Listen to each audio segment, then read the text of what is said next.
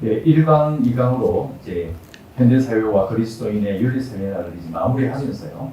이 강사 목사님들이 두 분 다 이제 십계명이라는 공통점을 가지고 있기 때문에 후배 목사님이신 우리 최 목사님께서 선배 목사님에게 질문하는 그리고 답을 듣는 방식으로 또 대담을 나누면서 이게 모든 세미나를 마무리하도록 하겠습니다. 시작하도록 하겠습니다.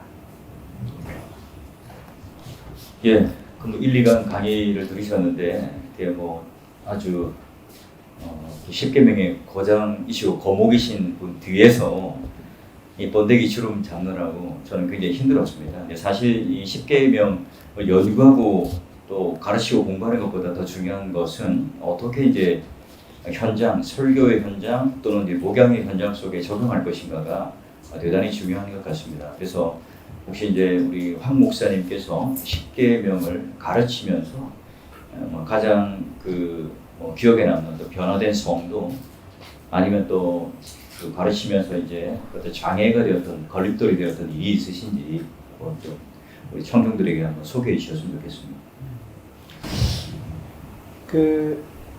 제가 이제 십계명의 우리가 다 그렇지만 그 하나님의 말씀의 어떤 부분도 한번 딱 작정하고 연구해 보면 이게 정말 사람의 음성이 아니고 신의 음성인가 하는 걸 느끼게 되잖아요. 제가 십계명을 지금 교회에서 가르치는 것이 4번을 가르쳤을 거예요. 왜냐하면 하이델베르크 요리문답을 3번을 가르쳤는데 2번은 52주에 맞춰서 가르치고 1번은 가실 때마다 이게 아쉬운 거예요. 왜냐하면 한 문이 너무 많은 내용이 있는데 이주에 꼭 끝내야 된다니까 아쉬워서 그 다음에는 52주가 아니라 아주 맘먹고 1문을 몇 주, 2문을 몇 주 이런 식으로 해서 이제 몇 년 동안 하이델베르크 요리문을 한번 가르친 적이 있었는데 그리고 이제 그렇게 하고 그 다음에 신명기를 전체를 강의할 때 십계명을 또 하고 이제 그렇게 하면서 자연히 이제 저한테 아주 관심 있는 것은 그 십계명을 유대인들도 가지고 있었고 예수님 당시에 예수님도 십계명을 가지고 있었는데 그 유대인의 가르침과 예수님의 가르침이 다른 그 이유가 뭐냐 이게 굉장히 궁금했어요. 이제 그게 이제 문제점이 돼가지고 쭉 이제 살펴보다가 결국은 예수님께서는 십계명의 정신을 생각하시는 거고 유대인들은 문자를 생각했구나. 예, 그게 이제 큰 문제고 그 뒤에 이제 그 사도 바울이 그 교회 현장에 여러 가지 그 교훈을 얘기할 때도 항상 출발은 어떤 문제의 근본 정신이 뭐냐 하는 걸 딱 잡고 거기서부터 이제 현실을 풀어내는 거. 그 방법이 저한테는 아주 인상적이었어요. 그래서 이제 그렇게 접근해야만이 이 변하는 세계 속에 아주 다양한 왜냐하면 이제 새로운 환경이 계속 발생하니까 예를 들어서 최근에 뭐 AI라든지 아니면은 뭐 이 생명공학 쪽의 기술이 발달돼서 계속 새로운 것이 나온다든지 그러면 새롭게 제기하는 문제는 기존의 틀을 가지고는 답이 안 나오는 거예요. 그러면 결국 거기에 대한 답은 다시 정신으로 돌아가서 이 정신이라면 이 문제를 어떻게 봐야 되느냐 이렇게 접근해야지 이 말씀을 가지고 계속 새로운 환경에 적응할 수 있으니까 그러니까 성경에 있는 내용들은 사실은 그 당시의 문제까지를 대답을 한 거지 그 이후의 세계의 문제에 대해서 성경이 대답을 안 하는 거예요. 그럼에도 불구하고 성경이 계속 대답하는 이유는 정신이 있어서 이제 그런 거죠. 그런데 이제 그 정신을 아주 소위 말해서 하나님의 영원한 법, 그 영원한 법을 인간에게 이렇게 알아듣는 말로 이야기했을 때 가장 직접적으로 나온 것이 이제 십계명이었죠. 그래서 이제 교우들에게 십계명을 가르칠 때 항상 그 예수님의 적용과 사도 바울의 적용의 방식을 생각하면서 그래서 질문을 하는 거죠. 왜 사람을 죽이면 안 되는가? 왜 간음을 하면 안 되는가? 그 질문을 던져놓고 나서 배경을 따라가면 하나님의 영원한 법이 여기 있다. 이제 그렇게 하는 거죠. 그래서 십계명을 가르칠 때 교우들이 도움 받았겠지만 우선 저 자신이 굉장히 행복했어요. 저는 십계명을 공부하는 것이 너무 행복했고 즐거웠고 또 그래서 이게 이제 그래서 그런 법을 놓고 또 그 십계명이 그 시행 세칙으로 구체화되는 그 이스라엘 사회에 대한 그 법, 그 너무 놀라운 법이 많은 거예요. 예를 들면 그 어미의 젖의 새끼를 삼지 마라 이런 거. 그다음에 같은 날 어미와 새끼를 같이 잡지 마라. 그다음에 이 산에 가다가 새가 둥지를 품고 있는 것을 보면 그러면 어미새와 새끼를 같이 먹지 말고 알만 꺼내 먹어라.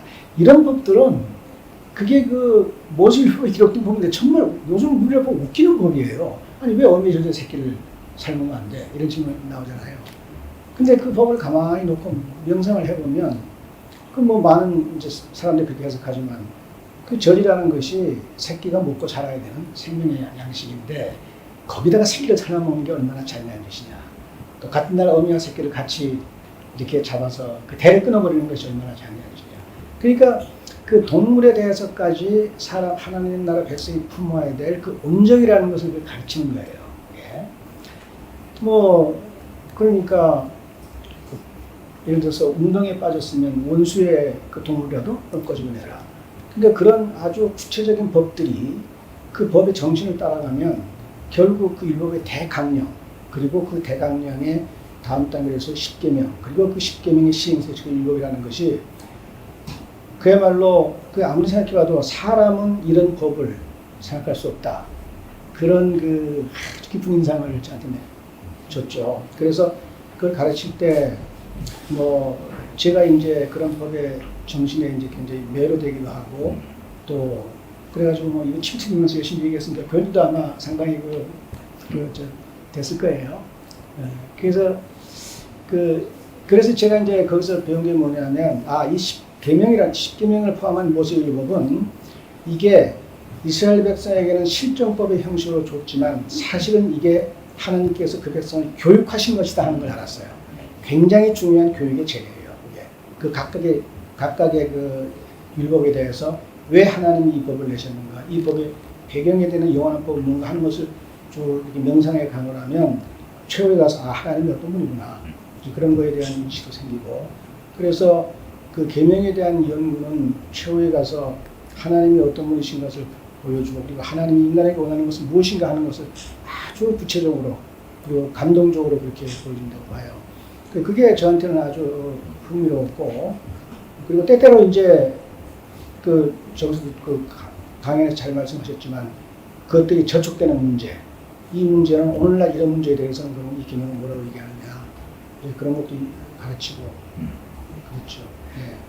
예, 우리 이제 목사님만은 이제 1차적인 성도로서의 내가 가장 은혜를 받고 즐거웠다 이렇게 이제 말씀이 정리가 되는데요. 사실 저 같은 경우는 하면서 굉장히 괴로웠거든요. 근데 보편적인 윤리로서 속적인 면만 지키게 된다면 괜찮은데 예를 들어서 이제 저를 뭐 이렇게 좀 뭐 예를 듭니다. 진짜 그랬다는 건 아니고 저를 괴롭히는 성도들이 있다. 근데 꼭 그 내 눈에 보이는 앞자리에 있다. 설교하기 쉽지 않거든요. 사랑하면서 이제 그런 부분들이 참 이제 지켜나가면서 힘들었던 부분인 것 같고요. 제 개인적인 입장은 하여튼 우리 목사님은 워낙 이제 영성이 뛰어나고 항상 뛰어나서 이렇게 즐겁고 행복하고 은혜로웠는데 저는 이제 하면서 저를 향해 적용해 보니까 너무 괴롭더라고요.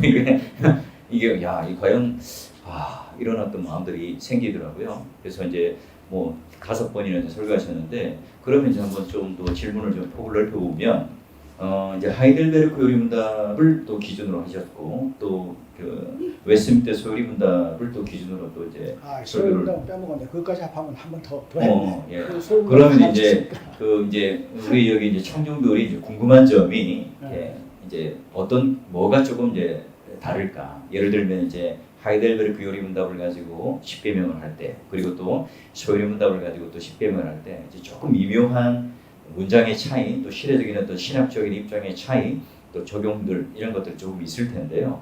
그 부분을 이제 강론하면서 강설하면서 느꼈던 점이나 또는 또 차이점이 있다면 한번 설명해 주시면 됩니다. 그거 아주 좋은 포인트인데 예. 실제로 제가 소요리문답을 다 가르치기도 하고 하이델베르크 요리문답을 다 가르쳐봤는데 보면 그 소요리문답은 좀 더 교리적이에요. 교리적이다. 좀 더 교리적이고 그러니까 문체도 좀 이렇게 조금 더 딱딱하다 보니까 정형화되어 있고 그런데요. 그런데 하이델베르크 요리문답은 훨씬 고백적이에요. 예. 네. 고백적. 그 고백적이고 훨씬 따뜻하고 예. 이제 그런 것들이 이제 좀 그 차이가 나요. 그 이제 느낌이. 이제 그럼에도 불구하고 그 두 개가 가르치는 그 성경의 해석의 원리라든지 기본 접근은 뭐 완전히 일치하는 거고. 그러니까 그 두 개의 어느 걸 가르쳐도 뭐 결국은 똑같은 그 신앙의 유익을 받게 될 텐데, 근데 이제 그 느낌은 확실히 그런 느낌 차이는 있어요. 하이델베르크 요린들 좀 더 고백적이에요. 그래서 좀 더 개인적이고 좀 따뜻하고 이제 그런 면이 있죠. 저는 그렇게 느꼈어요. 예. 다른 분들 어떨지 모르겠는데. 예. 그리고 지금 이제 우리 가르쳐 이거는 이제 현실적으로 이제 설교하고 가르쳐 볼 때 이제 이런 차이가 느껴지는 거거든요. 저도 이제 개인적으로 볼 때는 먼저 시도를 한다면 하이델베르크 요리문답으로 시도를 하시라. 아까 말씀드린 것처럼 좀 감성적이고 따뜻합니다. 말하자면 이제 하이델베르크 요리문답은 오늘 우리에게서 진정한 위로가 무엇입니까라고 하는 그 위로라는 단어로 시작되거든요. 근데 이제 소요리문답 같은 경우는 하나님께 이제 영광, 우리 인간의 목적을 그냥 강력하게 치고 나가기 때문에 예, 그런 차이를 가지고 있습니다. 그래서 좀 현실적 적용 또 우리 어떤 느낌들을 가지려면 하이델베르크 요리문답으로 시작해 보시는 것이 훨씬 더 목회적으로 유익하지 않을까. 저는 이제 개인적으로 한번 생각을 해보게 되고요. 오늘은 이제 십계명 자체가 이제 좀 이게 윤리적인 어떤 부분으로 치우친다든지 또는 이제 우리 목사님들도 아까 말한 것처럼 이제 우리 목사님께서 이제 예수님의 어떤 그 적용과 해석, 바울의 해석과 적용, 뭐 우리가 디모데 전서 같은 경우도 앞에 1장에 편지를 쓰면서 그들의 죄악의 목록들을 얘기하면서 십계명의 목록들을 쭉 이야기하면서 이제 그들에게 죄를 지적하는데요. 이제 그런 원리들을 이제 정확하게 이제 시대적에 관통하는 그 기준들을 이제 주잖아요. 그런데 이제 우리가 십계명을 이제 해석하고 설교를 하면서 아까 말한 것처럼 이제 요리문답이라든지 또는 성경신학적이라든지 또는 예수님의 해석과 적용, 바울의 해석과 적용들을 좀 풍부하게 이렇게 하지 않은 채 자기 어떤 정치적 입장, 또 자기 어떤 주관적인 어떤 뭐 목사님이나 또는 말씀을 강설하는 사람의 어떤 그 주관적인 어떤 뭐 방향성들이 십계명 설교를 하게 되면서 이제 말하자면 이제 좀 성도들에게 있는 거부감이 있다든지 이런 것들이 이제 있을 수 있잖아요. 오늘날 이제 좀 첨예한 뭐 그 인권에 관련된 뭐 동성애라는 부분을 다룰 때 뭐 인권에 관련 차별법에 대한 보편적인 큰 그런 범위들 이런 것들이 이제 혼재되면서 정치적 이념이 섞이다든지 이런 경우들이 이제 오히려 이제 십계명을 설교하면서 잘못된 어떤 주관적인 이 가르침들이 오히려 이제 좀 왜곡되는 경우도 봅니다. 그래서 우리 목사님이 생각하실 때 그런 것들을 좀 안전을 담보하면서 어떻게 하면 성도들이 이제 그런 거에 대해서 반감을 가지지 않고 좀 더 이제 안전하게 또는 이제 은혜롭게 강론을 하고 설교할 수 있는 안전한 울타리가 될 수 있을까? 뭐 이제 우리 가르치면서 한번 좀 있으신 노하우를 한번 설명해 주시면 좋겠습니다. 예, 그 되게 이제 두 가지로 그 얘기할 수 있을 텐데 첫째는 그 어떤 한 계명을 이렇게 가르칠 때 그 계명과 관련된 많은 성경 지식이 배경이 있는 게 참 좋아요. 성경 지식. 성경 지식. 그래서 그 풍부한 성경적 지식이 있으면 그러면 어느 계명이든지 아주 풍부하게 가르칠 수가 있어요. 예. 그러니까 그게 이제 기본적으로 있고 또 하나는 지금 말씀하신 것처럼 어떤 계명을 얘기했을 때 그 계명이 어떤 특정한 경우에 걸릴 경우가 있잖아요. 이제 그런 문제는 아마 이런 것을 조심해야 될 거예요. 그 설교자가 내가 이 계명을 가지고 이 문제를 다뤄야 되겠다라는 의도를 가지고 있으면 그거는 조금 좀 그 성경을 억지로 갖다 맞출 수 있는 위험성이 증가하고 그렇게 되면은 이제 회중이 그걸 금방 알죠. 이 사람이 지금 자기 합심리를 하는구나. 그러지 않고 어떤 계명에 대해서 그 계명과 관련된 성경의 다른 이야기들을 함께 하면 그러면 그게 사회적인 문제와 관련해서도 충분히 얘기를 할 수 있어요. 예를 들어 도둑질하지 말라는 그 문제를 얘기할 때 그 야고보서에서 싹군에게 주지 않은 그 싹이 고함친다. 너희의 불의하게 얻은 재물이 너희를 썩게 할 것이다. 그런 구절. 아니면 그 미가서에서 그 미가나 아모스가 그 당시에 아주 그 권력자들이 그 백성의 아주 고의를 바라는 그런 이야기를 그것을 그것은 성경에 다 있는 이야기니까 그걸 그대로 이야기를 하면 그냥 그 자체가 충분히 메시지가 된다고 봐요. 그렇게 해서 그것을 하나님 이제 제가 그 설교할 때 원칙 중에 하나가 뭐냐면 가능한 이해화를 성경에 있는 이해화를 든다. 이게 제 원칙인데 근데 그렇게 얘기하면 고민할 것도 없어요. 성경 이해화가 너무너무 많은 거야. 모든 거에 대해서 들레가 너무 많고 그리고 성경의 이해화를 이야기하면 그만큼 청중에게는 반감이 없어요. 하나님 말씀 가지고 이해화를 듣는 거니까 반감을 할 리가 없죠. 근데 그러지 않고 내가 만든 예화나 다른 걸 가지고 하면 청중은 왜 저 사람 저 예화를 들지? 이렇게 할 수 있으니까.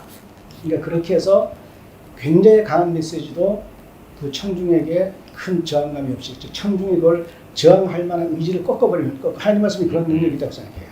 그러니까 바른 말씀에 대해서 저항을 하려고 해도 하나님 말씀으로 딱 가면 청중이 그냥 거기에 대해서 발견할 여지가 없어져 버려요. 그렇게 해서 지금 그 불편한 이야기일지라도 이제 그렇게 할 수가 있죠.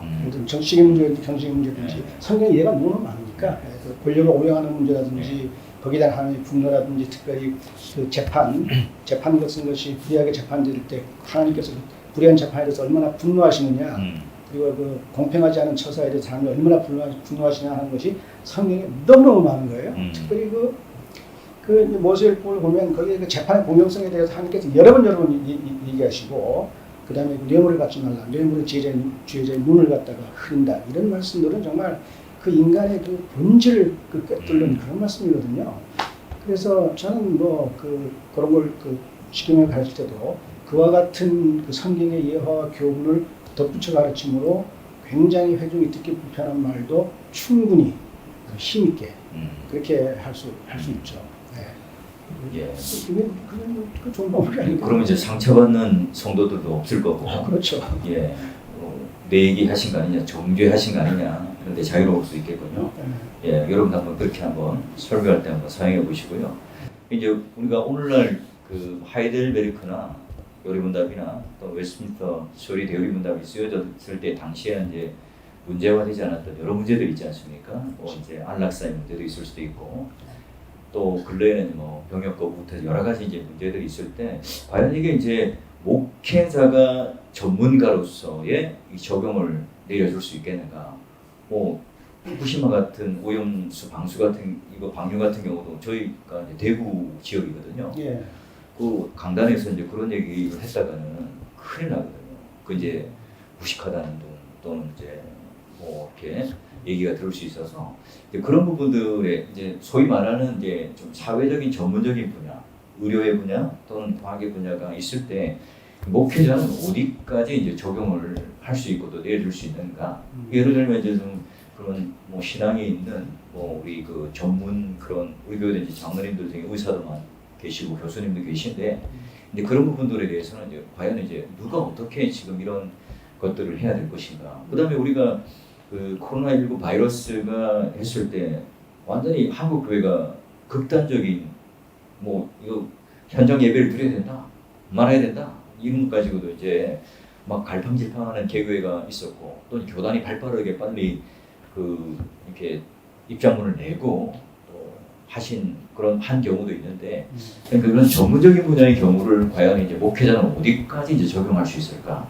이 부분에 이제 개인적으로 이제 설교자로서 고민이 되거든요. 이제 우리 목사님 같은 경우는 여기 앞으로 만약에 이런 다양한 사회적 문제들에 대해서 설교자로서 목회자로도 어디까지 적용하고 정의할 수 있을까? 이 부분에 대해서 한번 말씀해 주시면 좋겠습니다. 예, 저는 이제 그런 문제에 대해서는 목회자는 이제 좀 겸손해야 된다고 생각하고요. 왜냐하면 이 전문 분야에 들어가면 목회자는 몰라요. 모르니까 자기가 모르는 건 모르는 거고, 모르는 건 자기가 말을 못하게 되는데, 그런데 그럼에도 불구하고 만약에 그런 문제에 대해서 이야기하려면 회중 가운데 정식을 가진 사람으로 하여금 이 얘기를 하게 돼요.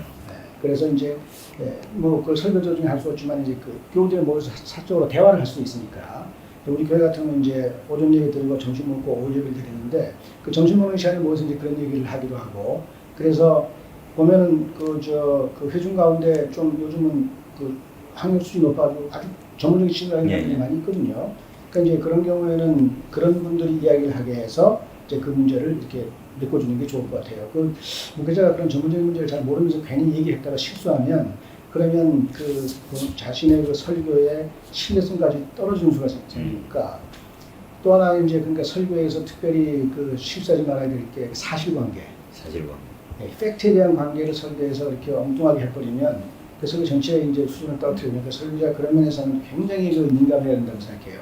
저도 그 설교를 하다 가끔 그 팩트에 대한 실수를 한번 하고 나면 아주 그냥 죽고 싶어요. 그 얼마나 창피한지. 그 아주 힘든 일인데, 예. 그러니까 그 팩트에 대해서는 굉장히 조심스럽게 체크하고 이제 이야기해요. 근데 그런 것만 하려면 인터넷 뒤져가지고 한참 뒤져가지고 확인한 다음에 이제 설교 때문에 이야기를 하거든요. 그런데 지금 이제 지금 우리나라 같은 문제는 굉장히 애매한 게 이게 이념이 갈려져가지고 그 정반대 이념을 가진 사람들이 과학적인 데이터까지도 자기를 합리화시키는 지금 이런 지경이에요. 그러니까 그런 경우에는 가만히 있는 게 수라고 생각해요. 저는 가만히 있는 게. 왜냐하면 사실 저도 모르겠어요. 저도 그 도대체 그 방사능 그렇게 나가는 게 근데 이제 한 가지는 분명해요. 그게 해롭다는 건 그거는 삼족동자도 알 거예요. 세상에 그 오염수를 밖에 내다버리는데 그걸 해롭지 않다는 건 이제 아닌데 근데 문제는 뭐냐면 과연 그게 우리 인간에게 실제로 해를 줄 만큼 되느냐 하는 게 이제 지금 관건이거든요.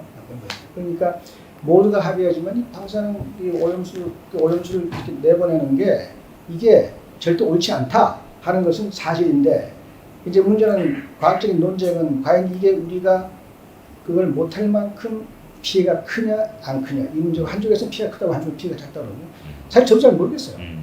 저도 잘 모르겠어요. 그러니까 그런 문제에 대해서는 조금 더 시간이 지난 다음에 결국은 이게 날 것이다. 그래서 저도 비교적 이제 이 중간을 허용하지 않고 항상 뭘 딱 옳고 그름을 딱 나눠가지고 이렇게 하는 이제 그런 성격인데 좀 나이가 드니까 제가 배운 말이 하나 있어요. 인생의 모든 많은 문제들은 어정점. 제가 이제 드디어 삶에는 어정쩡한 문제가 있구나. 그게 해결이 안 되지만 안 되는 상태로 어정쩡한 상태로 가야 되는 필연적으로 그럴 수 있는 문제가 있구나. 그걸 받아들이고 그러니까 그만큼 이제 나이가 들어서 이게 좀 그 기가 약해졌는지 아니면 정신이 빠지는 건지 옛날에 그 용납을 못했는데 요새는 어느 만큼 어정쩡한 건 참고 가야 된다 그런 게 있어요. 그래서 이제 이런 문제는 어정쩡한 문제다 그러면 그냥 어정쩡한 대로 가는 거고 이건 분명하다 싶으면 확실하게 이야기하고 그렇게 하죠. 예, 어정쩡이라는 말에 은혜가 있습니다. 단회원들이 단회원 마치면 전화가 옵니다. 왜 편을 안 들어주냐고. 목사님은 도대체 생각이 없냐고. 그런 말들을 하거든요. 왜 없겠습니까? 굴뚝 같은데 그죠? 근데 어정쩡 이것 때문에 아직까지 제가 살아남아 있지 않는가 생각이 됩니다. 뭐 질문이 있으신 것 같은데 예.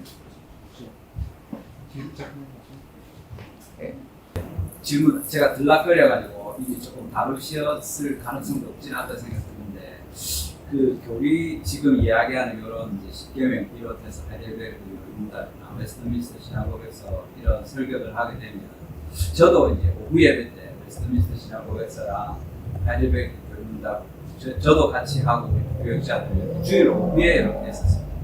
근데 처음에 하기 전에 제가 여러 분한테 물어보고 했는데 절대 하지 마라. 하면 쫓겨난다. 뭐 이런 얘기를 해서 실제로 하신 분인데 그분 뭐 이렇게 학문적으로 잘 아시고 이제 한 2, 3년을 이렇게 교리문답을 보호해서 설교를 하다 죽을 뻔했다. 시작해갖고 되게 힘들다고 물론 실제로 그분 그걸로 또 책도 내시기도 하고 이렇게 하셨는데 보통 이렇게 이제 목사님도 한번 하셨다고 주일 낮 예배 이렇게 하셨다고 하니까 되게 존경스럽고 또 목사님 여러 번 하셨다고 하니까 좀 놀랍기도 한데 그런 부분들을 성도들이 진짜로 필요하다고 생각하고 받아들이고 이렇게 하면 너무 좋은데 그분의 경우에는 물론 설교를 잘 못해서 그럴 수도 있긴 한데 이렇게 쭉 연결해서 지금 우리가 다루는 식으로 하는 그것보다 차라리 성경 본문으로 하는 경우들이 많은데 본문을 따라가면서 그때그때 필요한 하데르크든지 웨스트민스터 시장국에서든지 그 본문에 따라서 본문을 정해놓고 하면서 필요한 걸 이렇게 하게 되면 이게 교리 설교를 하시는구나 이게 아니라 도움을 하고 있는데 이런 부분을 다뤄주시니까 좋지 않을까 이런 생각이 듭니다. 어떤지 모르겠습니다. 물론 이제 교리 교육을 위해서는 이렇게 쭉 따라가면서 52 주든지 이렇게 하면 더 좋을 것 같은데 혹시나 해서 좀 더 아이디어가 궁금해서 뭐 질문이기도 하고 답이기도 한데요. 이건 뭐 매를 먼저 만나는 게 나을 것 같은데요.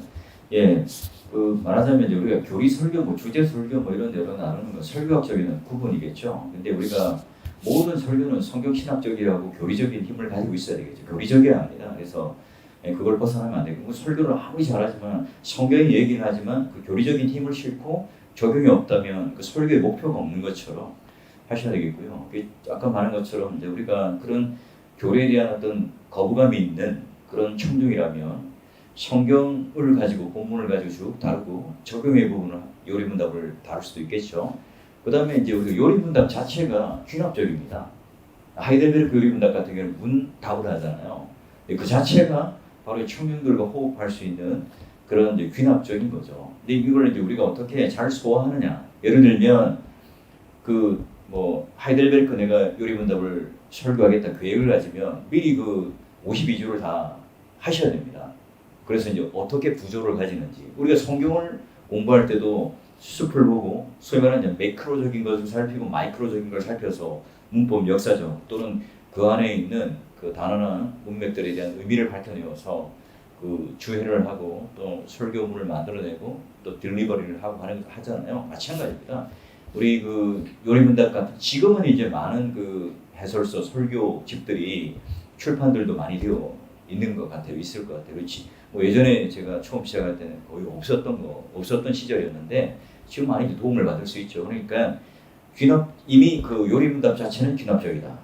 그리고 뭐 소리문답도 마찬가지다. 물론 그게 이제 연역적인 답이 있기 때문에 그렇게 되지만 그런 부분들은 좀 잘 소화하셔서 뭐 어렵지만 재미 70, 감동 30% 예, 하여튼 잘 하셔서 잘 또 이제 말하자면 소화를 해낸 그런 요리문답 관련된 설교, 교리 설교를 하면 얼마든지 청중들도 오히려 시원함을 느껴요. 왜냐하면 어렸을 때 우리 보니까 60대, 70대 이런 분들은 어릴 때 특히 이제 고신 쪽의 문화의 그런 문화 속에서 자란 분들은 뭐 이제 여기 이제 SFC맨도 있지만 SFC 강령부터 해서 그런 것들을 기본적으로 이제 외우고 또 해왔기 때문에 그런 그 하나의 그 이렇게 신학적인 어떤 그 추상적인 단어들을 잘 외우고 잘 아는 분들이 많습니다. 그래서 오히려 낯설지 않고 와 마치 그 옛날에 그 우리 부산말로는 쪽자, 표준말로는 뭐죠? 그 이렇게 뽑기라고 하는 거, 이렇게 오징어 게임이 그 설탕 녹여 먹는 거 있잖아요. 그런 축을 하듯이 또 이렇게 하시는 분도 계시더라고요. 그러니까 먼저는 이제 설교자가 설교를 할 때 가장 중요한 것은 텍스트죠, 성경이지만 그 다음 중요한 것은 이제 청중에 대한 이해 아니겠습니까? 그만큼 이제 담임 목사로서 청중에 대한 이해를 잘 한다면 그분들과 교감이 있고 공감이 있고 필요하다면 뭐 가능한 문제를 출발할 수 있지 않을까. 처음에는 성경을 본문을 가지고 설교하면서 그 맞는 요리문답들을 적절하게 적용을 해서 쭉 하다가 와 목사님 그게 뭐예요? 너무 좋은 것 같은데요. 이거 따로 한번 강론해 주시죠. 라고 이제 하면 뭐 저희 교회 같은 경우는 그렇게 시작했거든요. 그렇게 하면 또 좋을 것 같고요.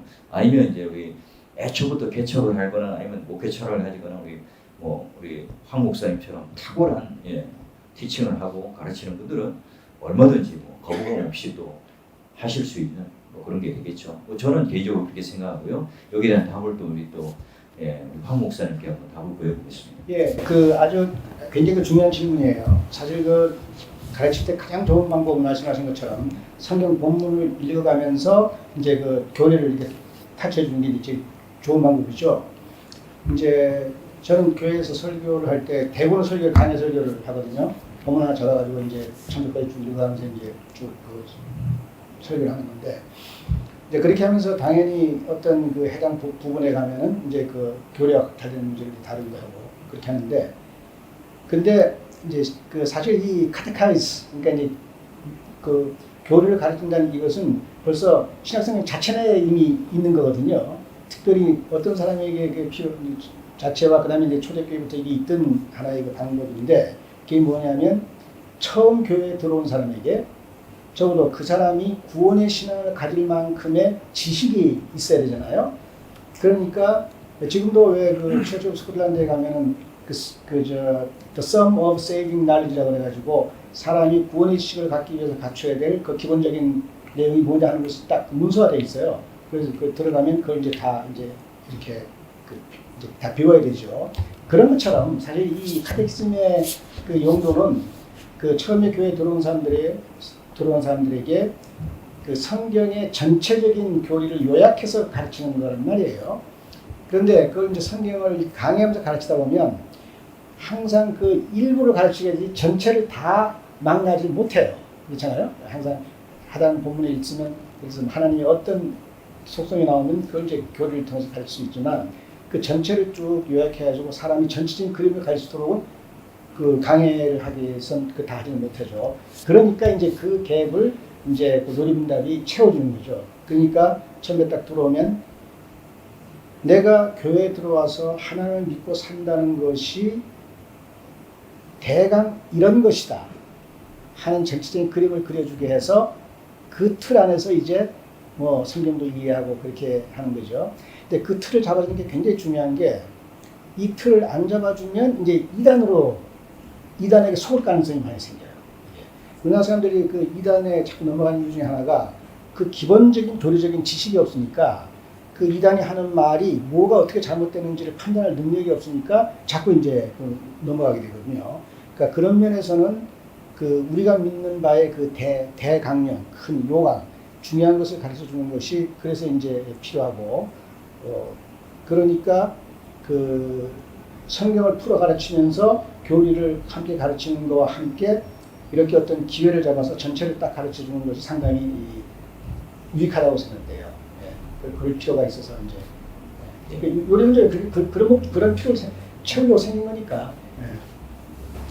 예, 그 새가족들은 이제 잘 모르시니까 저희 같은 경우 새가족 교재를 카테키즘 요리 문답을 가지고 이제 만들어서 이렇게 우주를 해서 만듭니다. 그래서 그 가르치는 분이 이제 신부장로님들이 가르쳐요. 그러니까 신부장로님이 공부를 해야 되고 새가족일 때 거부감이 없을 때 이제 그걸 자연스럽게 이제 배우도록 만들기도 하고요. 그런 식으로 이제 활용해 보셔도 뭐 좋지 않을까 싶습니다. 예. 또 시간, 시간이 다 되어서 마치자는 이야기했습니다. 오늘 뭐 하여튼 뭐 제가 지금 갑자기 사회자가 된 것 같은데 사회자가 이제 나오셨습니다. 예.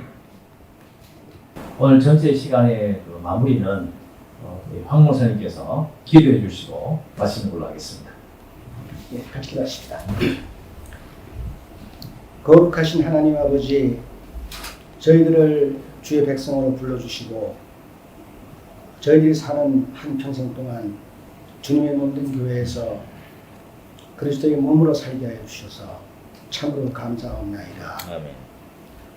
그렇게 저희를 부르실 때에는 저희를 통해서 아버지께서 드러내실 영광이 있고 저희를 통해서 이루고자 하시는 뜻이 있어서 그러한 줄 아옵나이다. 아멘. 저희들에게 그 영광을 드러내고 그 뜻을 이루고자 하는 아주 절실한 욕망을 저희 가운데 불러일으켜 주시고 그래서 저희들이 그 일을 위하여 분골쇄신하며 주님을 섬길 수 있게 하시옵소서. 아멘.